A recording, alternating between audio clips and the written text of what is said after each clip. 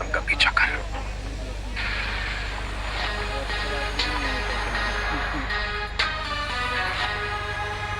फटाफट इस टैक्सी के पीछे जाकर मैडम का पीछा कर। जाकर के देख मैडम किस होटल में होंगी। ध्यान रहे, हाँ? कोई भी तुझ पे शक ना करे। चल भाग, फटाफट भाग।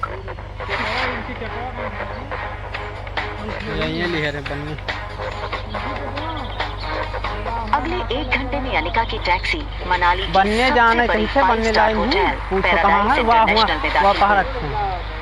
अरे देश कहा हुआ हुआ रखे नहीं। हाँ अब देखान तब बताएं। लेकिन उसका पीछा कर रहे राजू को होटल के मेन गेट पर ही रोक दिया। होटल का प्रीमियम इंटीरियर्स और फर्नीचर्स, आकर्षित एम्बियंस और वेलकमिंग स्टाफ को देखकर समझ आ रहा था कि क्यों देश विदेश से आए टूरिस्ट्स मनाली के इस शानदार होटल में रहना पसंद करते थे। बहुत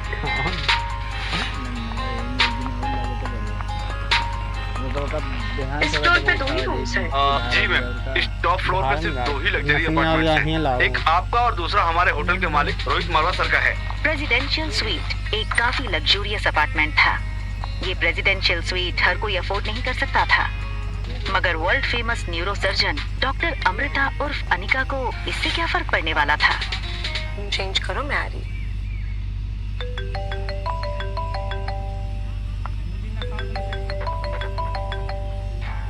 एक ढार वार के सब खत्म करके तब चलेगा डबल ड्यूटी हो झूलन काका।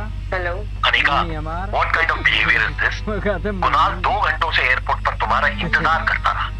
तुम उसके साथ आई क्यों नहीं? कहाँ हो तुम?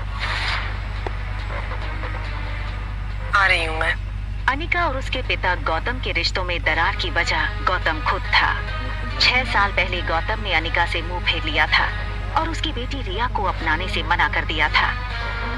इन 6 सालों में गौतम ने कभी भी अनिका को याद नहीं किया और आज उससे डिवोर्स पेपर साइन करने के लिए बार बार कॉल किए जा रहे हैं। लेकिन डिवोर्स पेपर के साथ साथ गौतम अनिका से कुछ और भी चाहता था। लेकिन क्या? तभी अनिका के फोन पर उसकी असिस्टेंट राजलक्ष्मी का फोन आया। हेलो मैडम, आशा करती हूँ आपकी फ्लाइट सेफ और कंफर्टेबल रही होगी और आपकी नींद भी पूरी हुई होगी। अब ये बताओ, एक्टिंग करने के लिए फोन किया या कोई नई बात बताने के लिए? अरे फिर से वो बिजनेस टाइकून रोहित मारवा का मेल आया था। वो अपनी दादी माँ का इलाज देश की सबसे बड़े न्यूरो सर्जन डॉक्टर अमृता यानी आपसे करवाना चाहता है। इस वक्त तो मनाली में ही है, आप भी मनाली में, तो मैंने सोचा क्या मैं अपॉइंटमेंट फिक्स कर दूं? नहीं नहीं, बिल्कुल नहीं। ये बड़े लोग अपने बड़े बुजुर्गों की चिंता का सिर्फ ढोंग करते हैं। इनका असली मकसद ना कुछ और ही होता है। बड़े बुजुर्गों की प्रॉपर्टी, उनका बिजनेस और पता नहीं क्या क्या। हमें इनसे दूरी रहना चाहिए। Okay, as you wish. वैसे एक बात बता दूं, मैंने सुना है कि रोहित मारवा की पर्सनालिटी काफी डैशिंग है। टॉल, डार्क, हैंडसम और इतनी कम उम्र में इतना बड़ा बिजनेस टाइकून। और अगर लाइफ में थोड़ा रोमांस आ ही जाता है तो इसमें क्या नुकसान है? रोहित का फोटो भेजो। अगर ऐसा ही है तो एक काम करो, तुम ही उसे डॉक्टर अमृता बनकर मिलो। डॉक्टर अमृता के चेहरे को यहाँ कोई नहीं जानता, यहाँ पे सिर्फ अनीता गुलेरिया। ठीक है, रोहित की फोटो भेजूंगी, एक बार देख लेना। अनिका हंसते हुए फोन काट देती है, लेकिन इसके पहले कि अनिका लिफ्ट के अंदर जा पाती, तभी अनिका को लगा जैसे मानो उसके पीछे कोई खड़ा हो। अनिका ने जैसे ही पीछे मुड़कर देखा तो वो हैरान हो गई। पीछे रिया खड़ी थी। उसका चेहरा कुछ उखड़ा हुआ था और वो बस अनिका को एकटक देखे जा रही थी। अनिका को लगा कि रिया नींद से अचानक उठकर उसने अनिका को पास नहीं देखा होगा, इसलिए ऐसे खड़ी हो गई होगी। मम्मा जल्दी वापस आ जाएगी और आते हुए ना आपकी फेवरेट चॉकलेट आइसक्रीम ले आएगी, ठीक है? आप जाओ कमरे में और आराम करो या अपनी फेवरेट वीडियो गेम खेल लो, ठीक है?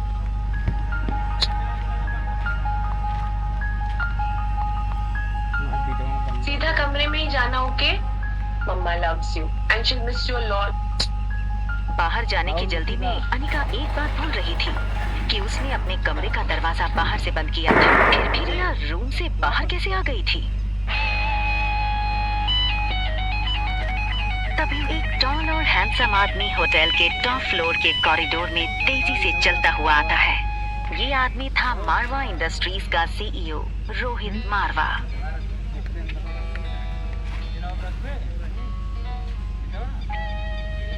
मैंने तुमसे कितनी बार कहा है कि बिना बताए रूम से बाहर मत निकलो। मेरी बात सुनता है क्यों नहीं गाड़ी? जिस लड़की को रिया समझकर कुछ ही पल पहले अनिका ने बात की थी, वो बच्चा रिया नहीं बल्कि आर्यन था। रोहित मारवा का इकलौता बेटा आर्यन, मारवा इंडस्ट्रीज का इकलौता वारिस। और इन सब में सबसे मजेदार बात ये थी कि रोहित का बेटा आर्यन और अनिका की बेटी रिया दोनों की शक्लें एक दूसरे से हूबहू मिलती जुलती थी। और रिया अब भी अनिका के कमरे में सो रही थी। हमारा ध्यान कहाँ है आर्यन?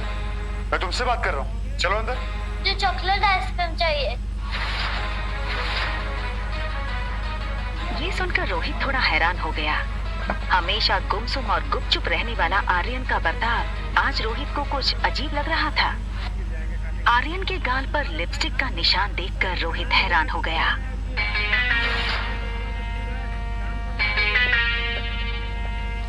रोहित ने तुरंत सिक्योरिटी चीफ को फोन करके उसके रूम के बाहर का सीसीटीवी फुटेज तुरंत मंगवाया।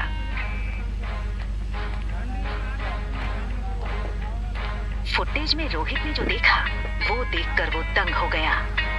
आर्यन एक ऐसा बच्चा था जो किसी अजनबी से तो दूर बल्कि रिश्तेदारों से भी ज्यादा बात नहीं करता था। ना ही उसके पापा के अलावा किसी के साथ मिक्स होता था। लेकिन सीसीटीवी में आर्यन ने एक बिल्कुल अजनबी औरत को अपने पास आने दिया, यहाँ तक कि उसे किस भी करने दिया।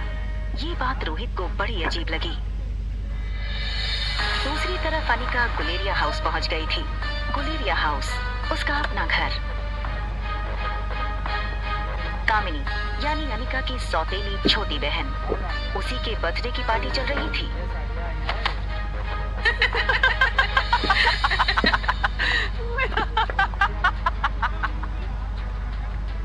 जैसे ही उस लड़की को अनिका ने देखा, उसे याद आया कि वो लड़की उसकी बुआ की बेटी प्रीति है। अगले साल मिस हिमाचल बनोगी और उसके बाद मिस इंडिया। क्या तुम अभी भी कहो कि तुम्हारी अनिका दीदी मुझसे ज्यादा खूबसूरत है? हाँ, अनिका दी सबसे ज्यादा सुंदर है।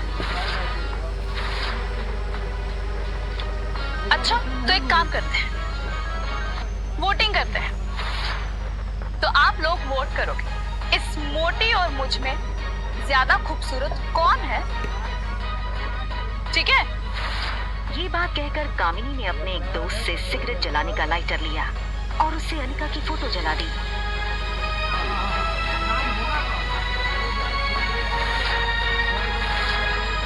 दूर खड़ी अनिका चुपचाप ये सब देख रही थी।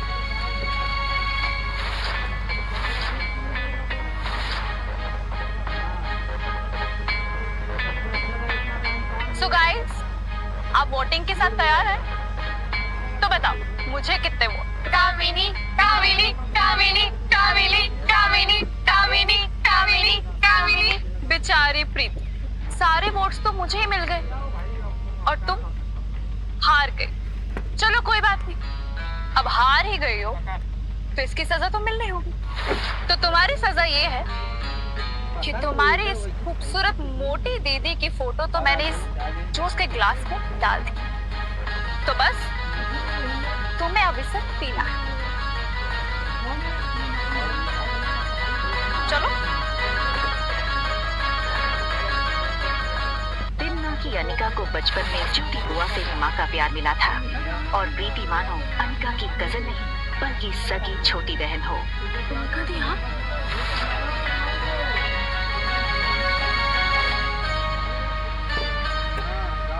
हार और जीत का फैसला खेल खत्म होने के बाद होता है और खेल अभी खत्म नहीं हुआ है। अरे यार, ये अनिका इतनी खूबसूरत कैसे लग रही है? हाँ यार, किसी फिल्म की हीरोइन जैसे लगने लगी है। Oh my God, she looks so sexy. जीत किसकी हुई है ये तो पक्का हो गया है। तो अब जो सजा तय करी थी वो पूरी कर ली जाए। चलो पी लो। और तभी ग्लास टूटने की आवाज सुनकर गौतम और अनिका की सौतेली माँ मनीषा वहां आ गए। पापा, मम्मा देखो ना, ये अनिका मेरी बर्थडे पार्टी में आकर मेरी पार्टी खराब करना चाहती। मैंने तो बस इसे इतना कहा कि तुमने अपना वजन कैसे घटाया और ये कहने लगी कि मैं तुमसे काफी खूबसूरत हूँ और तुम्हारी औकात ही क्या है मेरे साथ। बस करो अनिका, बहुत तमाशा हो गया। एक डिवोर्स पेपर पे साइन करने के लिए और कितना नाटक करोगी तुम? हमारे साथ अंदर आओ, तुमसे कुछ जरूरी बात करनी है।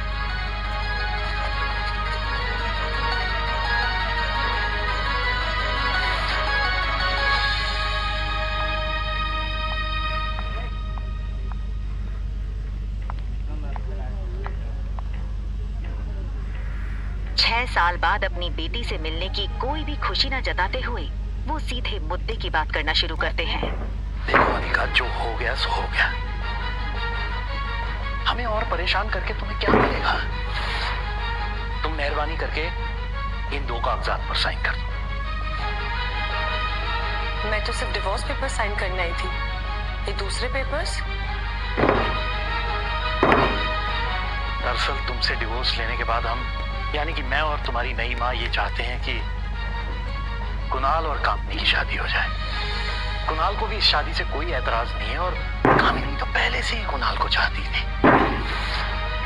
बस कुणाल के दादाजी की एक ही इच्छा है। दरअसल तुम्हारी माँ के गुजरने के बाद उसकी जो फार्मा कंपनी तुम्हारे नाम हो गई थी, वो कंपनी तुम अपनी छोटी बहन कामिनी को शादी में तोहफे में दे दो। मैंने सारे कागजात तैयार करवा लिए हैं, बस तुम इन पे सिग्नेचर कर दो।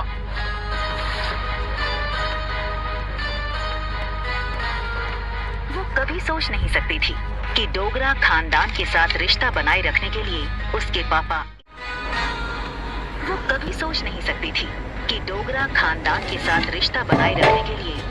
पापा इतना नीचे गिर सकते हैं।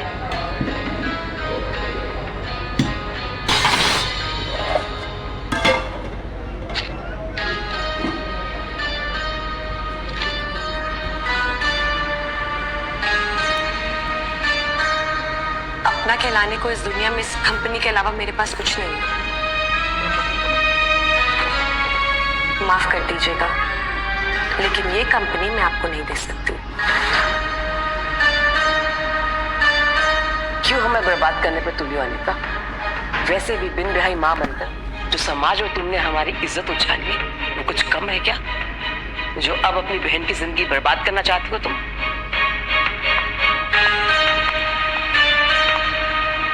तुम्हें क्या लगता है कि अगर तुम कंपनी मेरे नाम नहीं करोगी तो कुणाल मुझसे शादी नहीं करेगा?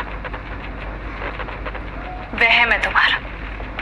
कुणाल मुझसे शादी इसलिए करना चाहता है क्योंकि वो मुझे पसंद करता है, ना कि तुम्हारी उस फैक्ट्री के लिए, जैसे उसे तुम्हारे साथ करनी पड़ी। लेकिन तुम ये सब नहीं देख सकती हो क्योंकि तुम मुझसे बचपन से ही जलती हो। कौन किससे जलता है ना, इसका नमूना तुम बाहर देख चुकी हो। बचपन में अनिका का फायदा हर कोई उठा ले जाता था। आज अनिका को इस तरह सबके अरमानों पर पानी फेरता हुआ देख सब लोग गहरे शौक में थे। समझती क्या हो अपने आप को?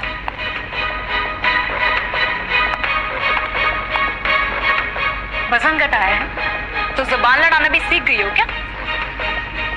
चाहे कुछ भी कह लो, मैं कल भी तुमसे ज्यादा खूबसूरत थी और हमेशा तुमसे ज्यादा खूबसूरत रहूंगी। दिखने में भी आगे और पढ़ने में भी आगे। कुछ ही सालों में मैं डॉक्टर बन जाऊंगी। मुझ जैसी लड़की को छोड़कर कुणाल तुम्हारे पास कभी वापस आ ही नहीं सकता। ठीक है, फिर एक और शर्त लगा ले।